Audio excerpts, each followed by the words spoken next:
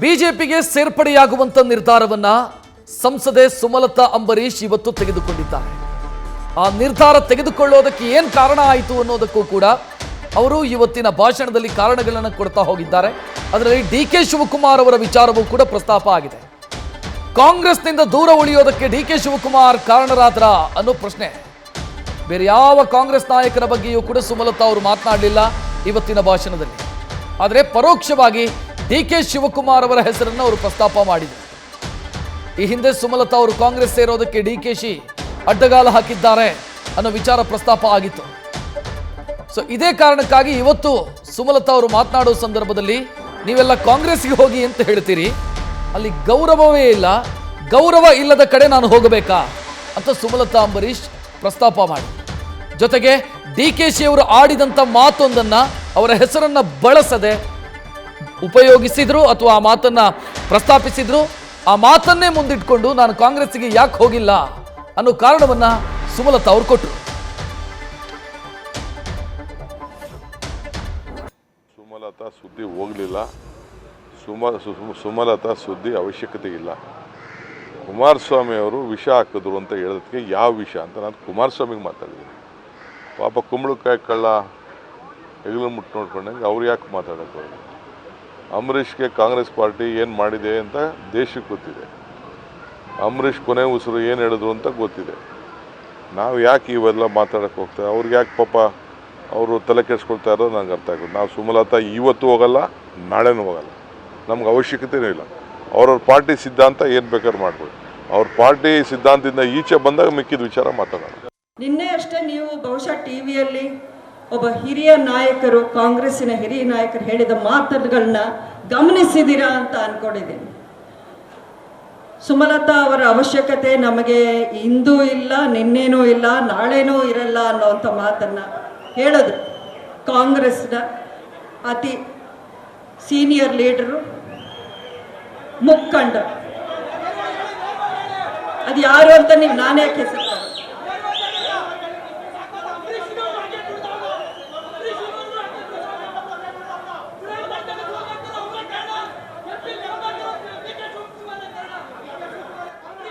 ಆಯ್ತು.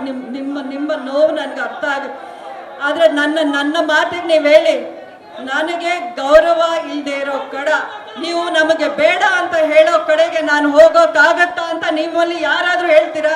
ಅಂಬರೀಷ್ ಅವರು ಅವರ ಹೆಸರಲ್ಲೇ ಸ್ವಾಭಿಮಾನ. ಅವ್ರಿಗೆ ಹೆಸರು, ನೀವು ಮಂಡ್ಯದ ಗಂಡು ಅನ್ನೋ ಹೆಸರು 100 ವರ್ಷ ಆದ್ರೂ ಈ ಮಣ್ಣಲ್ಲಿ ಅಂಬರೀಷ್ ಅವರು ಒಬ್ಬರನ್ನೇ ಕರೆಯೋದು. ಅದನ್ನು ನಾನು ಇವತ್ತು ಹೇಳ್ತಾ ಇದ್ದೀನಿ. ಆ ಒಂದು ಮಂಡ್ಯದ ಗಂಡು ಅವರ ಜೊತೆಯಲ್ಲಿ 27 ವರ್ಷ ನಾನು ಸಂಸಾರ ಮಾಡಿದವಳು. ಆ ಸ್ವಾಭಿಮಾನ ಏನು ಅನ್ನೋದು ಅವರಿಂದಾನೇ ನಾನು ಕಲ್ತಿದ್ದು.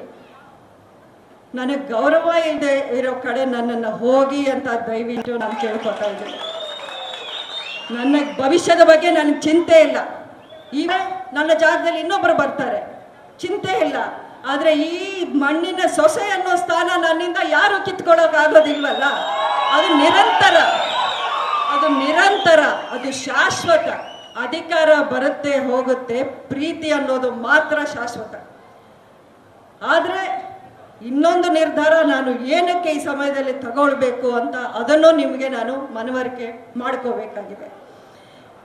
ನನ್ನ ಕಾರ್ಯಕರ್ತರಿಗೆ, ನನ್ನ ಬೆಂಬಲಿಗರಿಗೆ, ನನ್ನ ಜೊತೆಯಲ್ಲಿ ಇಷ್ಟು ವರ್ಷ ಏನು ಲೆಕ್ಕಿಸದೆ ಎಲ್ಲವನ್ನೂ ತ್ಯಾಗ ಮಾಡಿ ನನ್ನ ಜೊತೆಯಲ್ಲಿದ್ದವ್ರಿಗೆ ನಾನು ಆನ್ಸರಬಲ್, ಅವ್ರಿಗೆ ನಾನು ಉತ್ತರ ಕೊಡಬೇಕು. ಇವತ್ತಿನ ದಿನ ಒಂದು ಪಕ್ಷದ ಚೌಕಟ್ಟಿನಲ್ಲಿ ಅವರ ಆಸರೆ ತಗೊಂಡು ನನ್ನ ಕಾರ್ಯಕರ್ತರಿಗೆ ನಾನು ಶಕ್ತಿ ತುಂಬುವಂಥ ಒಂದು ಕೆಲಸವನ್ನು ನಾನು ಮಾಡೋಕ್ಕಾದ್ರೆ ಆ ನಿರ್ಧಾರ ನಾನು ಇವತ್ತು ತಗೊಳ್ಬೇಕಾಗತ್ತೆ ಅನ್ನೋ ವಿಷಯ ಇದು ನಿಮ್ಮಲ್ಲಿ ನಾನು ಹೇಳೋಕೆ ಇಷ್ಟಪಡ್ತೀನಿ.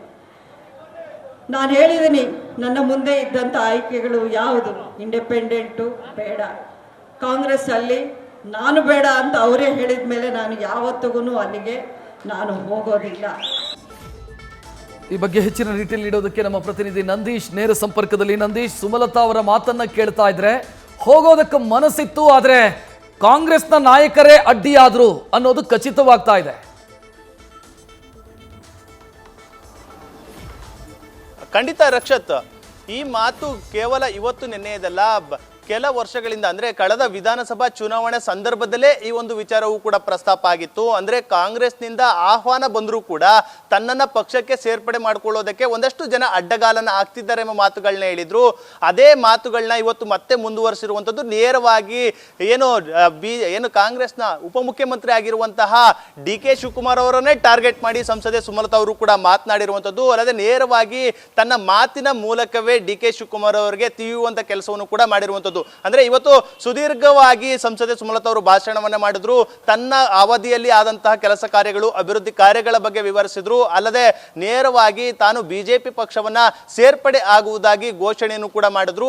ಆ ಸಂದರ್ಭದಲ್ಲಿ ಭಾಷಣದ ಮಧ್ಯದಲ್ಲಿ ಕಾಂಗ್ರೆಸ್ ಒಂದು ವಿಚಾರವನ್ನು ಕೂಡ ಎತ್ತುತ್ತಾರೆ. ಆದ್ರೆ ಎಲ್ಲಿಯೂ ಕೂಡ ಕಾಂಗ್ರೆಸ್ನ ಬೇರೆ ನಾಯಕರ ಬಗ್ಗೆ ಮಾತನಾಡಲ್ಲ. ನೇರವಾಗಿ ಅವರು ಡಿ ಕೆ ಶಿವಕುಮಾರ್ ಅವರ ವಿರುದ್ಧವೇ ಮಾತನಾಡುವಂಥದ್ದು. ಅಂದ್ರೆ ನಿನ್ನೆ ಅಷ್ಟೇ ನೀವು ನೋಡಿದ್ದೀರಿ, ನೀವು ಕೂಡ ಟಿವಿಯಲ್ಲಿ ನೋಡಿದ್ದೀರಿ. ಅಂದ್ರೆ ಹೆಸರನ್ನ ಹೇಳದೆ, ಡಿ ಕೆ ಶಿವಕುಮಾರ್ ಅವರ ಹೆಸರನ್ನ ಹೇಳದೆ ಕಾಂಗ್ರೆಸ್ನ ಹಿರಿಯ ನಾಯಕರೊಬ್ಬರು ಸಂಸದೆ ಸುಮಲತಾ ಅವರ ಅವಶ್ಯಕತೆ ನನಗೆ ಇಲ್ಲ ಎಂಬ ಮಾತುಗಳನ್ನ ಹೇಳ್ತಾ ಇದ್ದಾರೆ.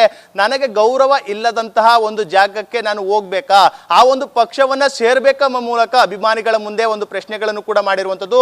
ಅಲ್ಲದೆ ನೀವು ಕೂಡ ಅಂದ್ರೆ ಅಭಿಮಾನಿಗಳಿಗೆ ಒಂದು ಮಾತನ್ನ ಹೇಳಿದ್ರು, ಗೌರವ ಇಲ್ಲದ ಕಡೆ ಹೋಗಿ ಅಂತ ನೀವು ಕೂಡ ಹೇಳ್ಬೇಡಿ ಎಂಬ ಮೂಲಕ ಮನವಿಯನ್ನು ಮಾಡಿದ್ರು. ಆ ಸಂದರ್ಭದಲ್ಲಿ ಅಭಿಮಾನಿಗಳು, ಅವರ ಬೆಂಬಲಿಗರು ಒಂದು ಅಂದ್ರೆ ಅವರ ಹೆಸರನ್ನ ಪ್ರಸ್ತಾಪವನ್ನ ಮಾಡಿ ನೀವು ಯಾಕೆ ಅದನ್ನ ಅವರ ಹೆಸರನ್ನ ಹೇಳದೆ ಈ ರೀತಿ ಮಾತುಗಳನ್ನ ಆಡ್ತಾ ಇದ್ದೀರಿ ಎಂಬ ಮೂಲಕ ಪ್ರಶ್ನೆಗಳನ್ನು ಕೂಡ ಕೇಳಿದ್ರು. ಆ ಸಂದರ್ಭದಲ್ಲಿ ಸುಮಲತಾ ಅವರು, ನಾನು ಅವರ ಹೆಸರನ್ನ ಹೇಳೋದಕ್ಕೆ ಇಷ್ಟಪಡಲ್ಲ, ನೀವೇ ಅವೆಲ್ಲವನ್ನು ಕೂಡ ಅರ್ಥ ಮಾಡ್ಕೊಳ್ಳಿ ಎಂಬ ಮೂಲಕ ಒಂದು ಹೇಳಿಕೆಗಳನ್ನ ಕೊಟ್ಟಿರುವಂತದ್ದು. ಅಂದ್ರೆ ಸುಮಲತಾ ಅವರ ಆ ಒಂದು ಹೇಳಿಕೆಯ ಹಿಂದೆ ಒಂದಷ್ಟು ವಿಚಾರಗಳು ಇರುವಂತದ್ದು. ಅಂದ್ರೆ ಸಂಸದೆ ಸುಮಲತಾ ಅವರಿಗೆ ಈ ಹಿಂದೆ ಹಲವು ನಾಯಕರು, ಕೈ ನಾಯಕರು ಕಾಂಗ್ರೆಸ್ ಪಕ್ಷಕ್ಕೆ ಬರಬೇಕು ಮೂಲಕ ಆಹ್ವಾನವನ್ನು ಕೊಟ್ಟಿದ್ರು. ಆ ಸಂದರ್ಭದಲ್ಲಿ ನೇರವಾಗಿ ಅಡ್ಡಗಾಲ ಹಾಕಿದ್ದಂಥದ್ದು ಅಂದ್ರೆ ಡಿ ಕೆ ಶಿವಕುಮಾರ್ ಅವರು. ಆ ವಿಚಾರವನ್ನ ಕಳೆದ ಕೆಲ ತಿಂಗಳ ಹಿಂದಲೇ ಅಂದ್ರೆ ವರ್ಷದ ಹಿಂದೆಯೇ ಸಂಸದೆ ಸುಮಲತಾ ಅವರು ಕೂಡ ಹೇಳಿದ್ರು.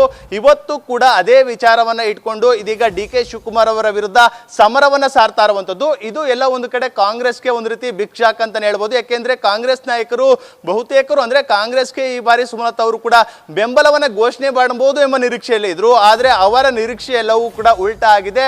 ನೇರವಾಗಿ ಡಿ ಕೆ ಶಿವಕುಮಾರ್ ಅವರ ವಿರುದ್ಧ ಸಮರ ಸಾರುವ ಮೂಲಕ ಯಾವುದೇ ಕಾರಣಕ್ಕೂ ಕಾಂಗ್ರೆಸ್ ಪಕ್ಷವನ್ನು ಸೇರಲ್ಲ, ಅವ್ರಿಗೆ ಬೆಂಬಲವೂ ಇಲ್ಲ, ನಾನು ಬಿಜೆಪಿ ಪಕ್ಷವನ್ನು ಸೇರ್ತೀನಿ ಎಂಬ ಮೂಲಕ ಸುಮಲತಾ ಅವರು ಕೂಡ ಕೊಟ್ಟಿರುವಂತದ್ದು. ಅಂದ್ರೆ ಕಳೆದ 2 ದಿನಗಳ ಹಿಂದೆ ಒಂದಷ್ಟು ವಾಕ್ಸಮರ ಸಂಸದೆ ಸುಮಲತಾ ಅವರು ಮತ್ತೆ ಡಿ ಕೆ ಶಿವಕುಮಾರ್ ಅವರ ನಡುವೆ ನಡೀತಾ ಇರುವಂತದ್ದು. ಅಂದ್ರೆ ಸುಮಲತಾ ಅವರ ಮನೆಗೆ ಎಚ್ ಡಿ ಕುಮಾರಸ್ವಾಮಿ ಅವರು ಭೇಟಿ ನೀಡಿದ ಸಂದರ್ಭಕ್ಕೆ ಒಂದಷ್ಟು ಟೀಕೆಗಳನ್ನ ಮಾಡಿದ್ರು. ಅದೇ ವಿಚಾರವನ್ನ ಇಟ್ಕೊಂಡು ಏನು ಸುಮಲತಾ ಅವರು ಕೂಡ ವಾಕ್ಸಮರವನ್ನ ನಡೆಸಿದ್ರು. ಅಂದ್ರೆ ನಮ್ಮ ಕುಟುಂಬ ಕಾಂಗ್ರೆಸ್ ಪಕ್ಷಕ್ಕೆ 25 ವರ್ಷದಿಂದ ಸೇವೆ ಸಲ್ಲಿಸಿದೀವಿ, ನಾವೇನು ವಿಷಯವನ್ನ ಹಾಕಿದೀವಿ ಎಂಬ ಮಾತುಗಳನ್ನ ಹೇಳಿದ್ರು. ಅದಕ್ಕೆ ತಿರುಗೇಟನ್ನ ಕೊಟ್ಟಂತಹ ಡಿ ಕೆ ಶಿವಕುಮಾರ್ ಅವರು ಕುಂಬಳಕಾಯಿ ಕಳ್ಳಿ ಅಂದ್ರೆ ಯಾಕೆ ಹೆಗಲು ಮುಟ್ಟನ್ನು ನೋಡ್ಕೊಳ್ಬೇಕು ಎಂಬ ಮೂಲಕ ಸುಮಲತಾ ಅವರಿಗೆ ತಿರುಗೇಟನ್ನು ಕೊಟ್ಟಿದ್ರು. ಈ ಒಂದು ವಾಕ್ ಸಮರ ಇವತ್ತು ಕೂಡ ಮುಂದುವರೆದಿದೆ. ಇವತ್ತಿನ ಸಂಸದೆ ಸುಮಲತಾ ಅವರ ಭಾಷಣದುದ್ದಕ್ಕೂ ಎಲ್ಲೂ ಕೂಡ ಕಾಂಗ್ರೆಸ್ ನಾಯಕರ, ಬೇರೆ ನಾಯಕರ ಬಗ್ಗೆ ಮಾತನಾಡದಂತ ಸುಮಲತಾ ನೇರವಾಗಿ ಡಿ ಕೆ ಶಿವಕುಮಾರ್ ಅವರನ್ನ ಟಾರ್ಗೆಟ್ ಮಾಡಿದರ ಹಿಂದೆ ಕಾಂಗ್ರೆಸ್ ಪಕ್ಷಕ್ಕೆ ಸೇರ್ಪಡೆಗೆ ಅಡ್ಡಗಾಲನ ಹಾಕಿರುವಂತ ವಿಚಾರ ಎಂಬುದು ಇಲ್ಲಿ ಮೇಲ್ನೋಟಕ್ಕೆ ಕೂಡ ಕಂಡು ಬರ್ತಾ ಇರುವಂತದ್ದು. ರಕ್ಷತ್, ಧನ್ಯವಾದ ನಂದೀಶ್ ಮಾಹಿತಿಗೆ. ಒಟ್ಟಲ್ಲಿ ಸುಮಲತಾ ಅವರು ಕಾಂಗ್ರೆಸ್ ಪಕ್ಷಕ್ಕೆ ಯಾಕೆ ಸೇರಲಿಲ್ಲ ಅನ್ನೋದಕ್ಕೆ ಕಾರಣಗಳನ್ನು ಇವತ್ತಿನ ಸಭೆಯಲ್ಲಿ ಕೊಟ್ಟಿದ್ದಾರೆ. ಪ್ರಮುಖವಾಗಿ ಸುಮಲತಾ ಅವರನ್ನ ಕಳೆದ ಎಲೆಕ್ಷನ್ನಲ್ಲಿ ಬೆಂಬಲಿಸಿದ್ದು, ಪಕ್ಷಾತೀತವಾಗಿ ಬೆಂಬಲಿಸಿದ್ದಾರೆ ಅವರನ್ನ. ಕಾರಣ ಎಲ್ಲ ಪಾರ್ಟಿಯವರು ಕೂಡ ಸುಮಲತಾ ಅವರು ಅಥವಾ ಅಂಬರೀಷ್ ಅವರ ಮೇಲೆ ಅಭಿಮಾನ ಕಾರಣಕ್ಕಾಗಿ ಸುಮಲತಾ ಅವರನ್ನು ಬೆಂಬಲಿಸಿದರು. ಈ ಬಾರಿ ಅವರು ಕಾಂಗ್ರೆಸ್ಗೆ ಹೋಗ್ತಾರೆ ಅಂತ ಕಾಂಗ್ರೆಸ್ನಲ್ಲಿ ಗುರುತಿಸಿಕೊಂಡಿದ್ದ ಒಂದಿಷ್ಟು ಮಂದಿ ಸುಮಲತಾ ಅವರ ಬೆಂಬಲಿಗರು ನಿರೀಕ್ಷೆಯನ್ನು ಇಟ್ಟುಕೊಂಡಿದ್ರು. ಅದಕ್ಕೆ ಇವತ್ತು ಕಾರಣವನ್ನು ಕೊಟ್ಟಿದ್ದಾರೆ. ಗೌರವ ಇಲ್ಲದ ಕಡೆಗೆ ನಾನು ಯಾಕೆ ಹೋಗಲಿ ಅನ್ನೋದು ಅವ್ರು ಕೊಟ್ಟಿರುವಂಥ ಕಾರಣ. ಆ ಮೂಲಕ ಮತ್ತೆ ಸ್ವಾಭಿಮಾನದ ಅಸ್ತ್ರವನ್ನು ಸುಮಲತಾ ಅವರು ಪ್ರಯೋಗಿಸಿದ್ದಾರೆ. ನ್ಯೂಸ್ ಫಸ್ಟ್, ನಿರ್ಭೀತಿಯಿಂದ ನಿಮ್ಮ ಪರವಾಗಿ.